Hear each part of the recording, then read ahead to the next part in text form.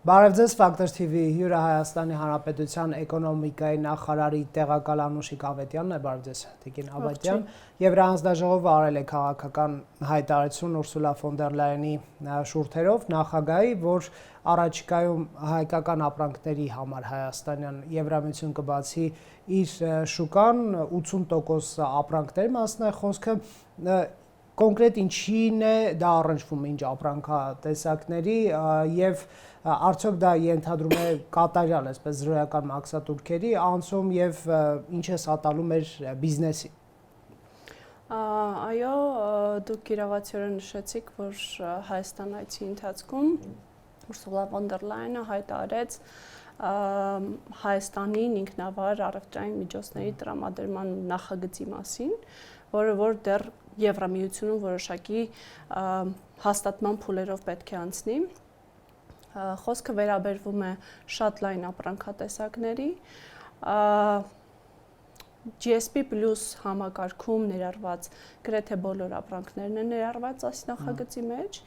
ինչպես նաև գյուղատնտեսական ապրանքների գրեթե 99%-ը, նախկինում GSP+-ի մեջ գյուղատնտեսական ապրանքները ներառված չեն։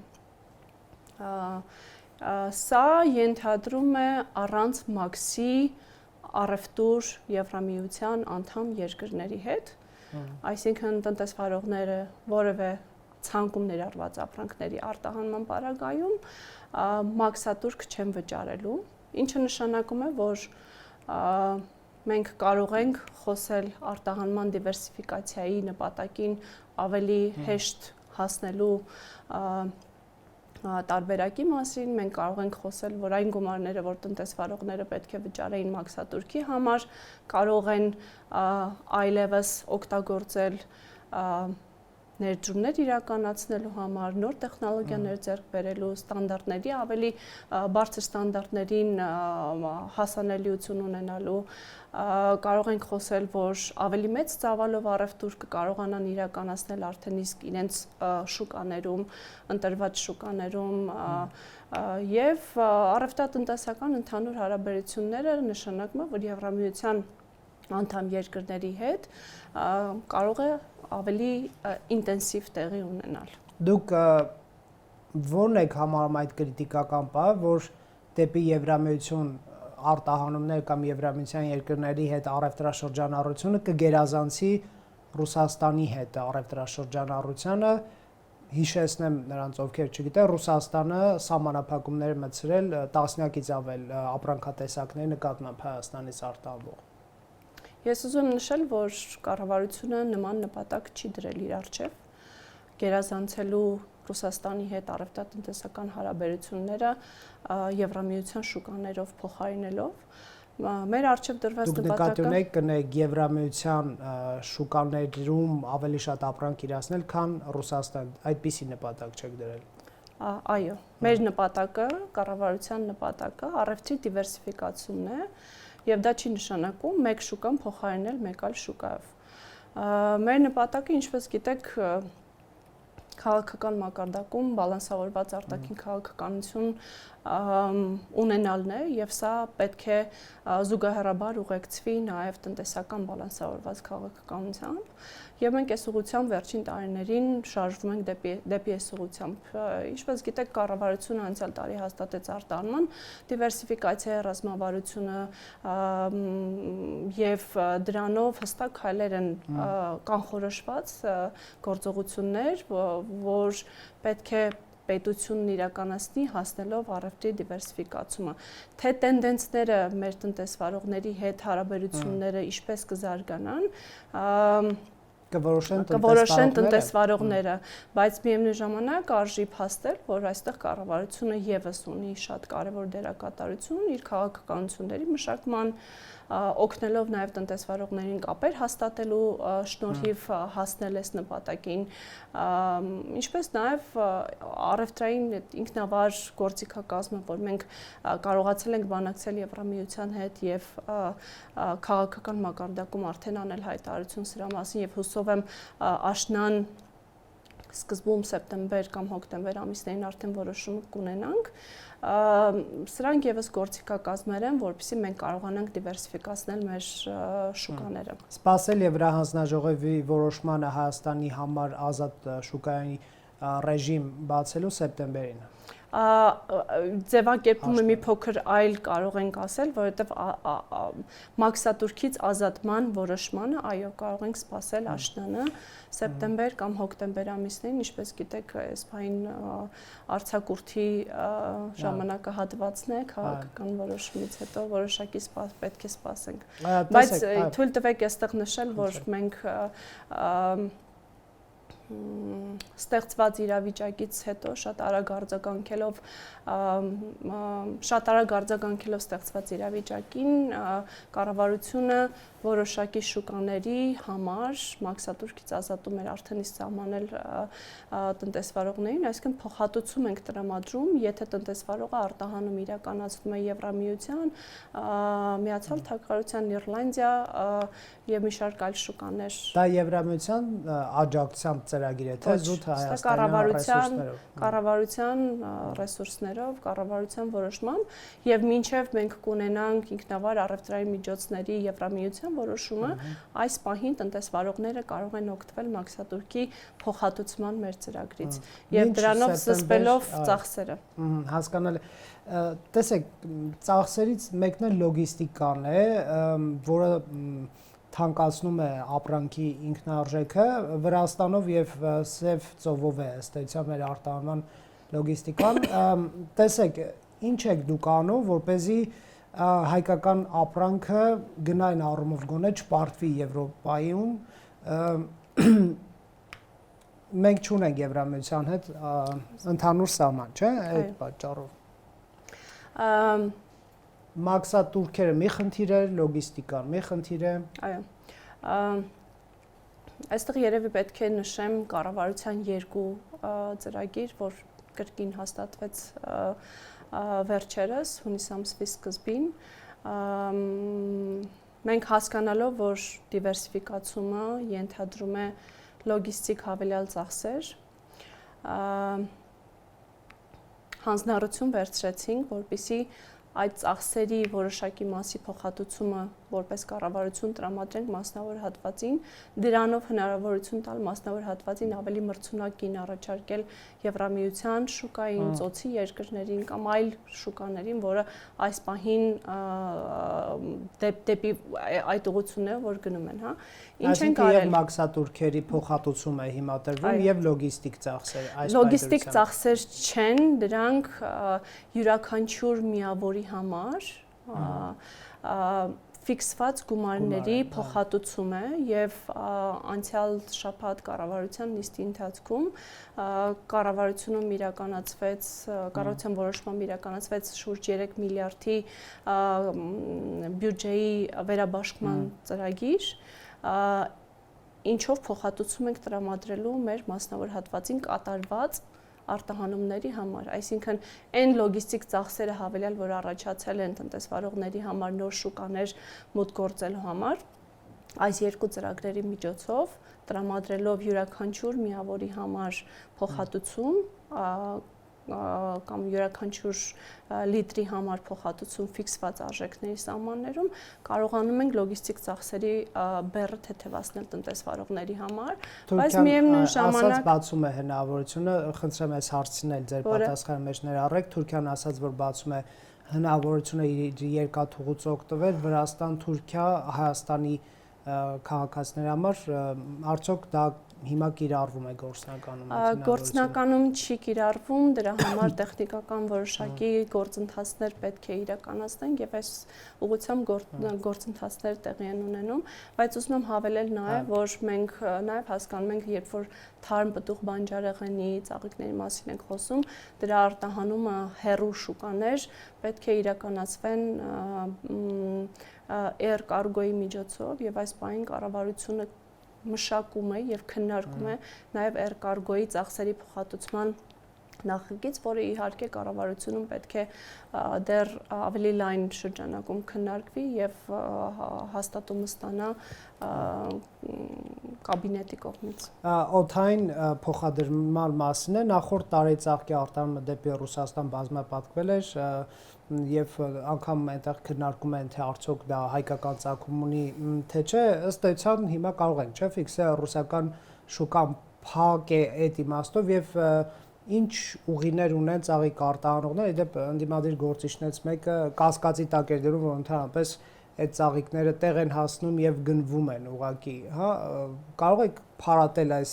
կասկածը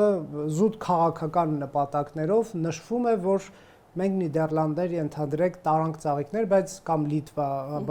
Բալկանյան, Բալտիկ երկրներ զուտ քաղաքական, այսպես ասենք, ժեստ է դա եւ կարող է եւ չներկրվել, բայց ասել ներկրվել եւ փոխհատուցում տրվել։ Մի հարցել կխնդրեմ անդրադառնանք ծաղկի թեմայով, կար մամուլում տեղեկություն, որ ծաղիկ արտահանողներին լռեցնում են, որ արտահանման դժվարություններից չխոսեն, կա նման բան արդյոք եւ իրականում ինչ դժվարություններ կան այս հարցում։ Մի քանի հարցներ առեցի, որ շատ չխանգարեմ այս մասով։ Նայեք, նախ երբ որ խոսում ենք ծաղկի ծավալների մեծացման մասին եւ նախկին քննարկումները կամ քննադատությունները, որ հնչում էին այս ուղղությամբ, պետք է նշեմ, որ վերջին տարիներին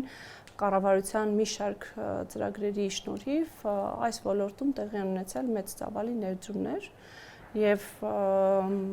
ներդրման սկզբից մինչև արդեն ծաղիկ դեպի շուկա մուտք գործելու ժամանակահատվածը կարող է տևել 3 տարի, այսինքն կախված թե ներդրումային ծրագիրը ինչպես է ընթանում եւ այն ծավալները, որ Հայաստանից արտահանվել են, դա միմիայն Հայաստանում արտադրված ծաղկի ծավալներն են։ Այսինքն արտահանվել եւ հասել են եվրոպական երկրներ։ Ինչպես պնդում են, այնպես չի, որ ոչնչացվել է։ Ոչ, իհարկե ոչ։ Եվրամիության երկրներ ամենահիմնական ապրանքներից մեկը, որ այս պահին գնում է, ծաղիկն է։ Այս պայմանությամբ իսկ ինչու է կառավարությունը լրացնում արտահանողները, որ չխոսեն դժվարություններից ըստ մամուլում հրապարակումների։ Նման ինֆորմացիա ես չեմ տիրապետում։ Մենք շատ ակտիվ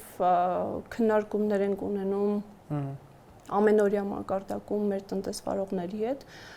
Նման հարց գոյություն չունի։ Մենք շատ ակտիվ երկխոսության մեջ ենք բոլոր ոլորտների, ենթավոլորտների, տնտեսվարողների հետ, փորձում ենք հասկանալ իրենց առջև ծառացած խնդիրները, որոնք են, դրանց համար գտնել լուծումներ, գտնել գործընկերներ տարբեր երկրներում եւ եթե այս պահին մենք տեսնենք, օրինակ հունիս ամսին ծաղիկները արտահանվել են 25 երկիր,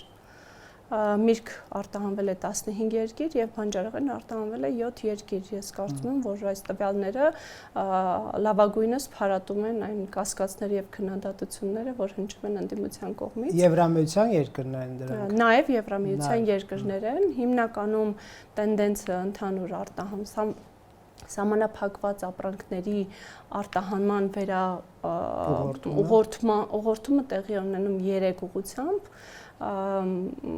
ծոցի երկրներ, այո, Ռուսաստանի կողմից սահմանափակված ապրանքների, այն հիմնական ապրանքների, որ մենք արտահանում ենք ռուսական շուկա, այս պահին գնում է դեպի ծոցի երկրներ, Կենտրոնական Ասիա եւ Եվրամիության անդամ երկրներ։ Իսկ այդ երկրները բզեզներ չեն հայտնաբերում այդ ապրանքների մեջ։ Կարծես թե չէ, որովհետեւ արտահանման ծավալները ցույց են տալիս, որ բզեզներ չկան, այո։ Կարող է ճանապարհը երկար է, փախչում են բզեզները, իսկ Ռուսաստանը մոտ է, սա իհարկե կատակ։ Մենք այսօր միայն այսօրվա ընթացքում 2 հանդիպումներ ունենք ծոցի երկրների մասնավոր հատվածի եւ մեր մասնավոր հատվածի միջև, որը կազմակերպվել է էկոնոմիկայի նախարարության, արտաքին գործերի նախարարության ջանքերով եւ մենք լավագույնս այս հարցով պետք է օգտակար լինենք մեր մասնավոր ընկերություններին գտնելով նոր գործընկերներ։ Շատ լավ, Տիկին Ավետյան, արդյոք այն ապրանքները, որոնք ամբողջությամբ սահմանափակված են Ռուսաստան, իրենք վերաուղղորդվում են ամբողջությամբ այլ շուկաներ եւ կարող եք երաշխավորել, որ արտահանողները, արտադրողները այս իմաստով կորցնելով ռուսական շուկան գտել են մեկ այլ շուկա եւ ֆինանսական վնասներ չեն կրում։ Այսպես ամբողջական միանշանակ պնդում կարող եք անել։ Ոչ, դեռ չեն գտել, դեռ գտնելու փուլում են, բայց մենք պետք է հասկանանք, որ սա մեկ օրում տեղի ունեցող գործընթաց չէ։ Պետք են ջանքեր, թե մասնավոր ընկերությունների կողմից, թե պետության կողմից ամբողջությամբ կարողանալ վերարտահանում իրականացնել։ Բայց ես ուզում եմ նշել, որ մենք կամ արդեն նշեցի իմ խոսքում, որ մենք նպատակ չենք դրել մեկ շուկան մեկ այլ շուկայով փոխարինելու։ Մենք փորձում ենք գտնել շատ գործընկերներ, որպեսզի կարողանանք մեր տնտեսության համար շոկերը հնարավորինս կառավարելի դարձնենք։ Այն շուկաներում, որտեղ որ կլինեն տարբեր տեսակի ցնցումներ, կլինի դա տարադրամի տատանումներ, կլինի կոնֆլիկտ, որը կարող է լոգիստիկ ուղիների խաթարման բերել կամ այլ որևէ հանգամանք, որը կդժվարացնի հայկական ապրանքների արտահանումը։ Այդ պարագայում մենք բալանսավորված տնտեսական քաղաքականության պարագայում կկարողանանք ներսում մեր տնտեսության շոկերը կառավարել։ Եվ ես հուսով եմ, որ կարճ ժամանակում հայկական ապրանքների մուտքը կբացվի ռուսական շուկայի համար։ Տեսեք, վերջերս հայկական պատվիրակություն գնաց Ռուսաստան, Բարձրաստիճան, վարչապետի գլխավորությամբ էկոնոմիկայի նախարար Գևորգ Պապոյանը եւս պատվիրակության հետ էր։ Եթե սանկցիաները շարունակվում են, նշանակում է, որ այս այցը գոնե այս պայմանությամբ անարդյունավետ են եղել։ Ես չէի ցանկանա նման ձևակերպում կամ գնահատական տալ, որովհետեւ ինչպես վարչապետը նշեց իր ասուլիսի ընթացքում պայմանավորվածություններ են ձեռք բերվել, սակայն դրանց արդյունքների մասին սպասենք հայտարարությունների տեսքով։ Իսկ ինչով էր պայմանավորված ձեր հույսը, որ Ռուսաստանը նորից կբացի շուկան։ Որովհետև կարծում եմ Հայաստանը նախ կարևոր գործընկեր է Ռուսաստանի համար, երկրորդը հայկական ապրանքը իր ուրույն տեղ ունի ռուսական շուկայում եւ կարծում եմ սա փոխշահավետ շահեր են, երկու երկրների համար։ Լավ, ենթադրենք դա չի իրագործվում, այդ լավատեսական սցենարը տնտեսվարողների համար գործում է ամենավատ սցենարը, եկեք դա դիտարկենք, Ռուսաստանը կիրառում է տոտալ արգելք հայկական ապրանքների համար։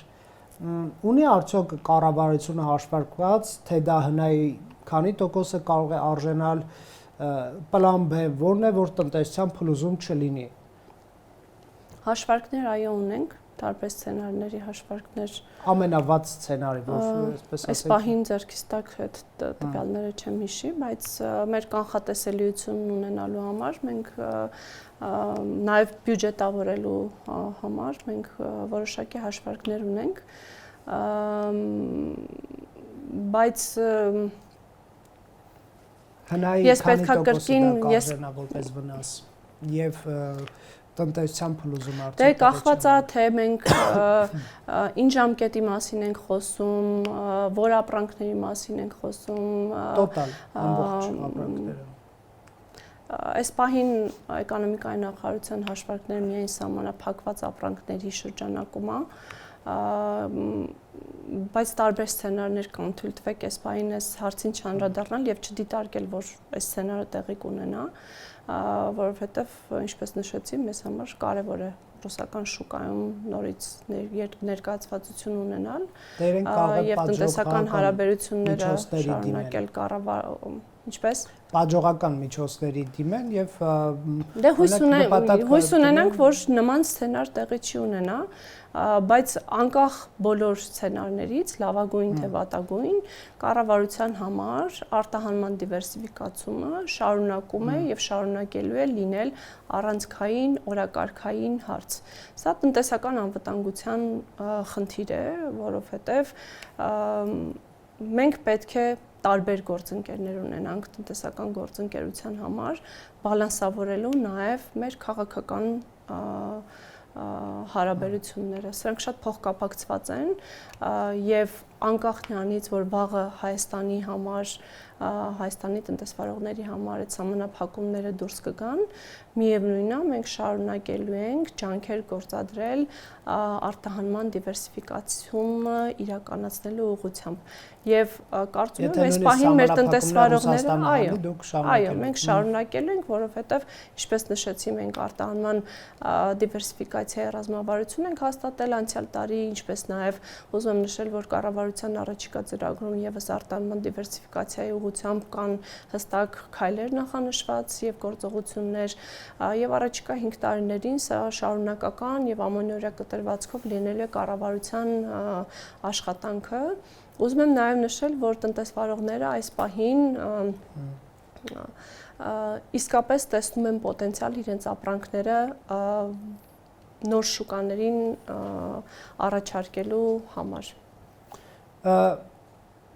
Ինչքան մոտ է ճամփաբաժանի պահը ընտրություն կատարելու ԵՄ-ի եւ ԵՏՄ-ի միջև ոչ միայն քաղաքական հայտարարություններ են հնչում, որ հանրաքվե արեք ԵՄ կամ ԵՏՄ, այլև տկեն նախարարությունը, ինչքան հիշում եմ այդ նախարարություն նամակ է ուղարկվել Ռուսաստանի կողմից, որ եթե մերձեցումը շարունակում է Եվրամիության հետ գազը կարող ենք թանկացնել, այսինքն ինչքան էլ հայկական կողմը փորձի դուք վարչապետը, նախարարը, այլ պաշտոնյաներ, այսպես կառուցողական հայտարարություններ անել, վարչապետը Միշոստինին ասում էր Հայաստանը ուզում է ԵՏՄ-ում մնալ, այդուհանդերձ կոնկրետ պայման են դնում եւ կա, այսպես ասենք, ռիսկ եւ հավանականություն, որ նրանք կհարկադրեն ուղղակի այդ ընտրությունը կատարելու։ Ես կարծում եմ, որ այսինքն վերահաստատում եմ այն հայտարարությունները, որ Հայաստանը այս պահին ԵՏՄ-ից դուրս գալու որևէ հարց իր առջև դրված չունի եւ կարծում եմ, որ նաև մենք էսկալացիա չենք ունենա այս առումով, որովհետև Հայաստանը կարևոր գործընկեր է Ռուսաստանի համար։ Մյուսը հաճախ են կասկածի տակ դնում հատկապես ընդդիմադիր գործիչներ Եվրամիության ֆինանսական աջակցության արդյունավետությունը, եթե չեմ սխալվում 50 միլիոն եվրոից ավել գումար տրվել է, մի դեպքում 34, մյուս դեպքում 18, ասում են մեր կրած միլիարդավոր վնասներին սա չի փոխհատուցում։ Խնդրում եմ այս հարցում պարզաբանում մտցրեք, դա այդ գումարը որ տրվում է օգտագործվում է, այսպես ասենք, տնտեսական վնասները փոխհատուցելու, թե օրինակ հոգալ լոգիստիկ, մաքսատուրքային եւ այլ ծախսեր։ Այ կարող եք պարզաբանել այդ գումարը, որ Եվրամիություն տալիս է, որ Ռուսաստանից կրած վնասները փոխհատուցվեն, թե, չգիտեմ, ընթացակարգային ինչ-որ հարց է լուծել։ Ուզում եմ նշել, որ 2026 թվականի մարտին Եվրամիությունը Հայաստանի տրամադրեց 90 միլիոն եվրոյի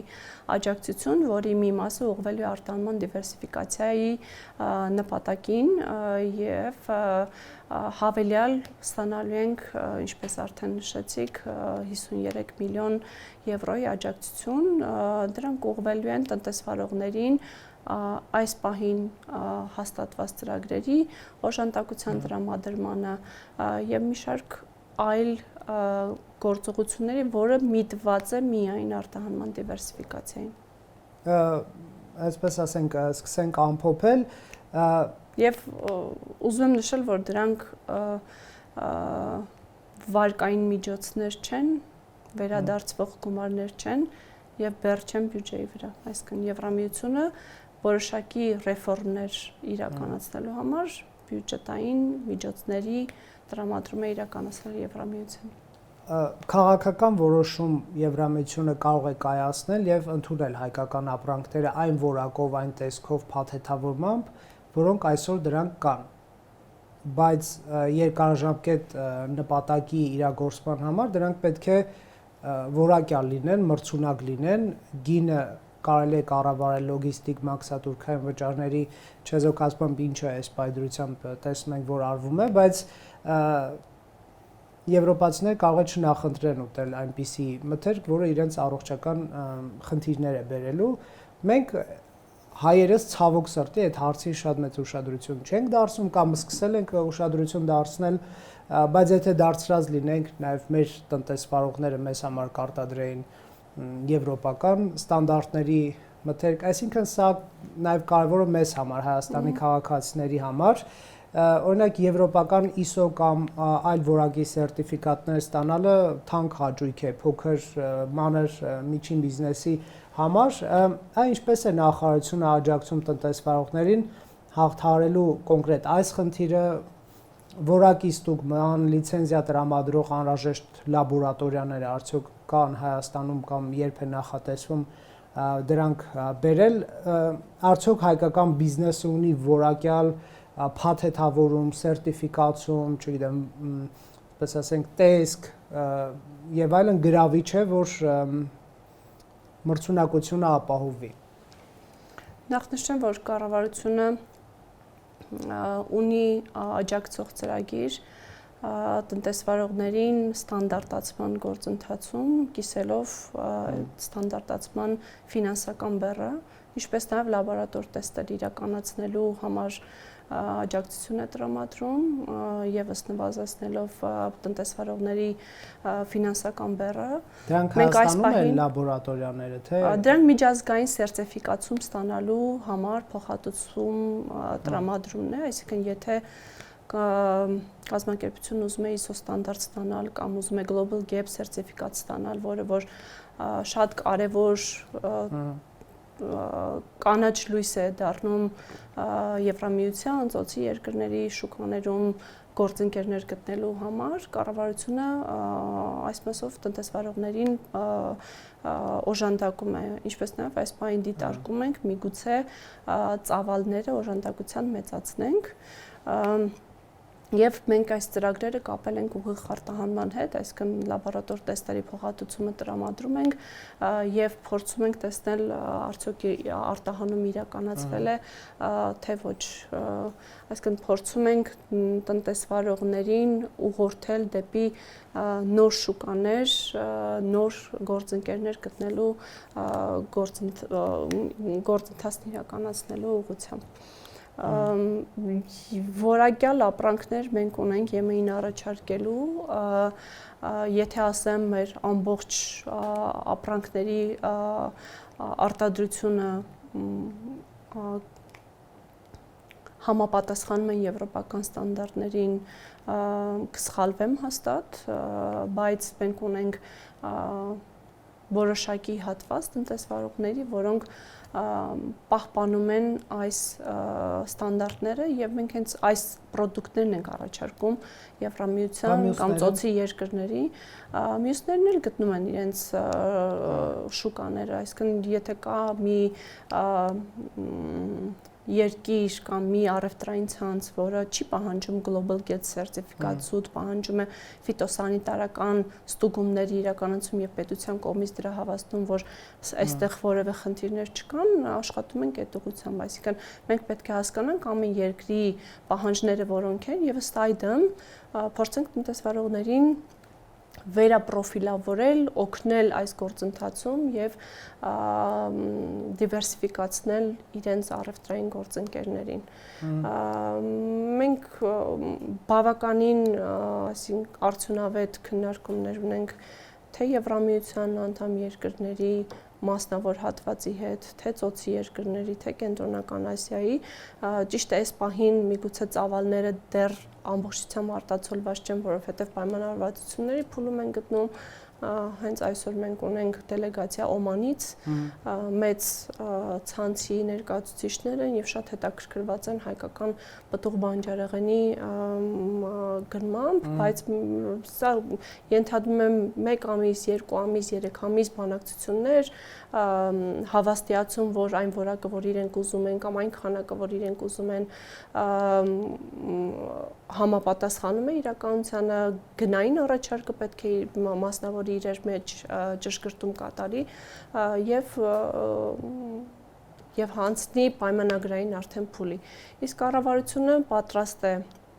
շարունակել տրամադրել այն բոլոր գործիքակազմը, որ այս պահին ունենք, միևնույն ժամանակ պատրաստ է խոսել եւ խոսում է տնտեսվարողների հետ, որպեսզի հասկանա հավելյալ ինչ օժանդակության կարիք են տեսնում, ինչպես ասացի, քննարկում ենք երկարգոյ փոխհատուցումը, սերտիֆիկացման լաբորատոր տեստերի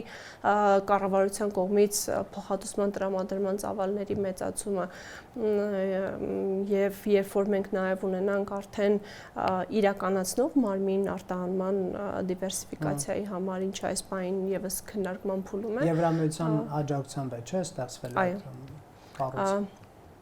Այո, եւ կարծում եմ կարողանանք ինչ որ ժամանակ հետո խոսենք, որ մենք